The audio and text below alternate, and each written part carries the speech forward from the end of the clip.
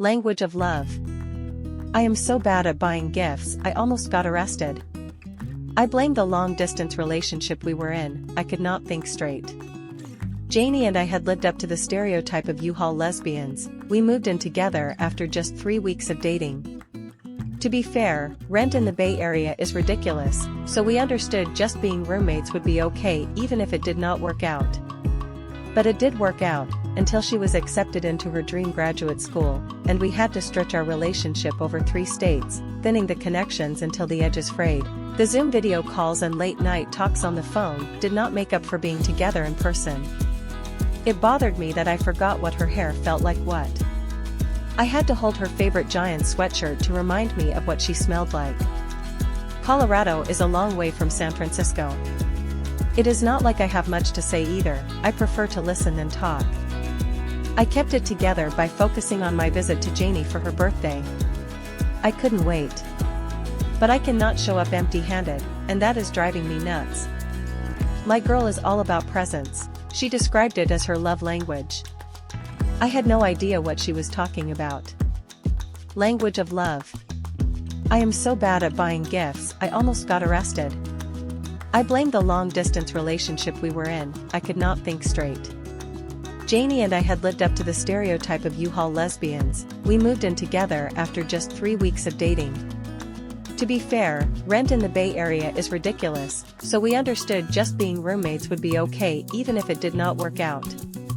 But it did work out, until she was accepted into her dream graduate school, and we had to stretch our relationship over 3 states, thinning the connections until the edges frayed. The Zoom video calls and late-night talks on the phone did not make up for being together in person. It bothered me that I forgot what her hair felt like. I had to hold her favorite Giants sweatshirt to remind me of what she smelled like. Colorado is a long way from San Francisco. It is not like I have much to say either, I prefer to listen than talk. I kept it together by focusing on my visit to Janie for her birthday. I couldn't wait. But I cannot show up empty-handed, and that is driving me nuts. My girl is all about presents. She described it as her love language. I had no idea what she was talking about. She is forever looking for me to get her something. And I can't stand it. I hate shopping, it is pure torture. Gifts mean spending money, and I don't like spending money, even though I have enough. I don't even like receiving gifts, it makes me feel all weird inside. No presents please. I was not always like this, I, like any kid, used to love presents. I remember, there was one Christmas, I was 9, or maybe 10, and I really wanted a tattooing Luke Skywalker landspeeder vehicle. It was the one Luke had to sell to get the money to pay Han Solo to get off the planet. My friend had one, and I wanted one too. I had seen it out at the toy store, had longed for it, seen all the pictures on the box. But it was pricey. I did not think my mom was going to get it for me, because, well, she told me she wasn't. I needed a Christmas miracle. As Christmas got closer that year, I did not see any box in the right shape under the tree. Would I get it? What would I get instead? Socks? It was almost Christmas. Christmas Eve came, and still no box. I did not sleep at all that night listening for Santa, hoping. I woke on Christmas morning, and Santa had come. I saw the box. The right shape and size, and it had my name on it. I could feel the energy building in me. My parents were on a different timeline. They had to have their coffee, and the kids had hot cocoa while we waited. Then my dad's tradition of making chocolate pancakes. It just made sense that to eat them as fast as possible, I needed extra syrup. My sister, younger, got to open her present first. I could barely control myself, my whole body vibrated with excitement. Finally my turn, I dove for the box. I ripped open the paper and saw the picture on the side. This was it. I opened the box, looked in, and felt a wave of emotion build inside of me. I got a tattooing Luke Skywalker landspeeder vehicle. And then the wave of emotion crashed, and I puked right in the box. I know about getting excited about gifts. But now gift giving is hard for me, I just do not think about it. However, when I see my girl for the first time in 2 months, I am going to do it right. I am going to have a wrapped gift in my hand. I took it on like a work project.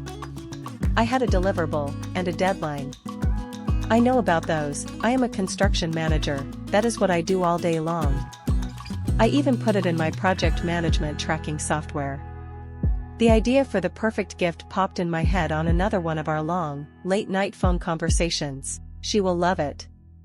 I searched online and ordered it for delivery, even paid extra for faster shipping. I am going to have the perfect gift. Until it didn't come. The morning before my trip I got an email that the shipment was delayed. My palms started to sweat. I could not screw this up. I had to find a store that carried it and pick it up all, before my early morning flight. I searched and finally found a store with one in stock. The store was an hour away and closed in 45 minutes. I breathed deep. The tires on my Subaru chirped as I peeled out of the parking lot. I would have made it by closing time, except for the motorcycle cop. There was no traffic, but the motorcycle cop was in the fast lane, cruising just below the speed limit. Passing a cop seemed like a bad idea, so I just waited behind him, my grip on the steering wheel getting tighter and tighter. I would never make up time at this pace. I got closer and closer to the motorcycle cop, my eyes flicking back and forth from the clock on the dashboard to the cop. What should I do? Suddenly the cop's turn signal came on and the motorcycle moved over into the right lane. Yes. I floored it. But then I saw the cop swerve behind me, and the blue and red lights flashed. I pulled over with tears streaming down my face. A curious bug is what I saw walk up to me, the large helmet and mirrored sunglasses, expressionless staring. What the hell are you doing tailgating me? The cop's lower lip pushed out at me. I could arrest you for threatening me with your vehicle. I'm trying to get to Concord before 5 p.m. because I paused to let out a sob. The last one in stock in the whole Bay Area is there, and they are about to close, and I need to get it today for my girlfriend because her love language is gifts. I said all in one breath. He looked at me like I was the curious bug, not saying anything for what seemed like forever. The gift love language, that is tough. My wife says I give terrible gifts. He spat out a stream of tobacco. Don't tailgate cops and keep it to the speed limit. Good luck.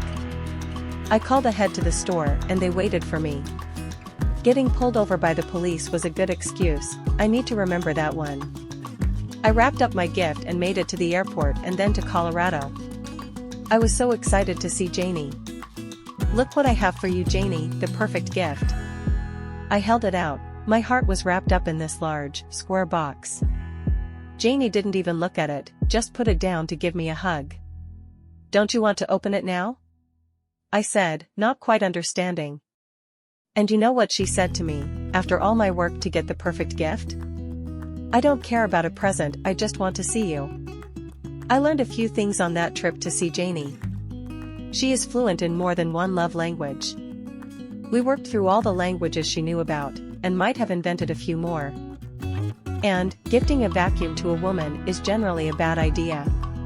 Though she did appreciate the Roomba eventually, she did not puke in the box or anything. I gave up on the long-distance relationship, I just could not do it. I moved out to Colorado. I figured they need construction managers here too. Now, we sit on the couch together to watch the Roomba vacuum, and I hold Janie's hand to listen to her stories over the soft humming.